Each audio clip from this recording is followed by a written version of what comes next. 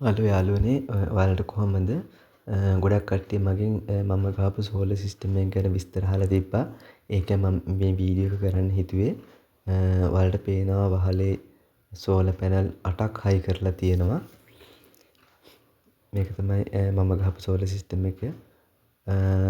අද පොඩ බැහිබර දවසක් ඔයාලට පේන හොඳටම වලාකුළු පිරලා අඳුරු කාලගුණයක් තියෙන දවසක්. අපි බලමු කොච්චර ප්‍රොඩක්ෂන් එකක් අද දවසේ තියෙනවද කියලා.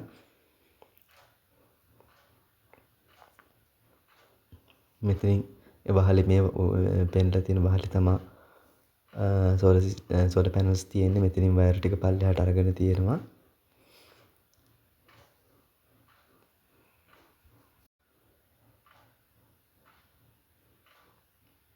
මේ මීටර් එක තියෙන ළඟ හයි කරලා තියෙන කොටස් ටික ඒවා මොනවද කියලා මම දන්නේ නැහැ. ඔතන මෙටල් බොක්ස් එක ළඟින් එතනින් තමයි කියපු විදිහට එක්ස්පෝර්ට් කරනකොට ඒ ක්‍රියාවලිය සිද්ධ වෙන්නේ. ජෙනරේෂන් එක එක්ස්පෝර්ට් කරනකොට මේ මගේ 7 කිලෝවොට් වයරින් එක දැනට මේ 7 කිලෝවොට් වයරින් එක සෝලර් පැනල් එකේ යන විදිහට හදලා නැහැ. ඒක පොඩ්ඩක් ටෙස්ට් කරන්න ඕනේ කියලා කිව්වා. දැනට මම ට්‍රැවල් චාර්ජ් එකෙන් තමයි වාහනේ චාර්ජ් කරන්නේ. ඔයාලට පේනවා මේ තැඹිලි පාට වයර් එකක් තියෙන මේ ට්‍රැවල් චාර්ජර් එක. එතකොට ඒ ට්‍රැවල් චාර්ජ් එකෙන් චාර්ජ් කරන්නේ කෙලින්ම සෝලර් එකෙන් එන එනර්ජි එක. දැනට වාහනේ චාර්ජ් එකට ගහලා තියෙන්නේ.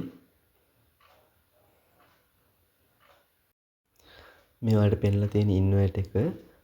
ඉන්වර්ටර් එකේ වලට පේනවා ගෙදර කන්සම්ප්ෂන් එක දැනට සිද්ධ වෙන්නේ කෙලින්ම සෝලර් එකෙන් එන පවර් එක එනවා. මේ ගෙදරට කන්සම්ප්ෂන් එක එන විදිය පෙන්වන්නේ.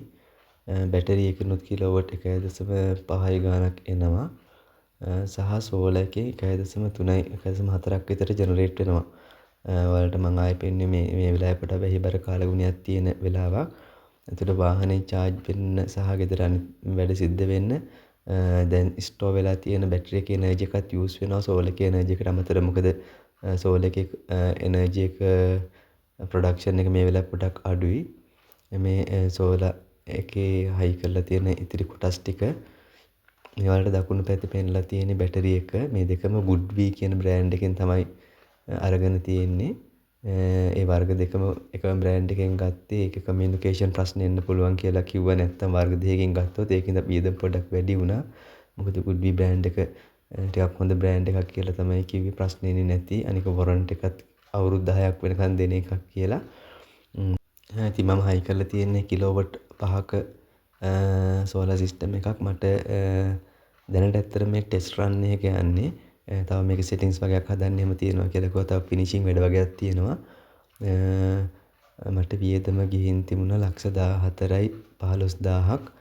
බැටරි පැක් එකත් එක්ක GoodWe ඉන්වර්ටර් එකයි කිලෝවොට් 5ක බැටරි පැක් එකකුයි දාලා සම්පූර්ණ ඉන්ස්ටෝල්මන්ට් එක කරන්න. එතන සෝලර් පැනල් 8ක් දාලා තමයි මේ ඉන්ස්ටෝල්මන්ට් එක කරේ. ටාගට් එක යාලා කිව්වේ 500කුත් 600කුත් අතර යුනිට්ස් ප්‍රමාණයක් ජෙනරේට් වෙයි කියලා. මේක හයිබ්‍රිඩ් සිස්ටම් එකක් තමයි ප්ලෑන් කරලා ගහලා තියෙන්නේ. දැනට මට ඔන් ග්‍රිඩ් නෙමෙයි ගහලා තියෙන්නේ. මොකද CEB අප්‍රූවල් හම්බ වුණේ නැහැ. CEB අප්‍රූවල් හම්බ වුණොත් ඉස්සරහට ඒක ඔන් ග්‍රිඩ් කරන්න පුළුවන් විදිහටම සෙට් කරලා තමයි ගහලා තියෙන්නේ මේක.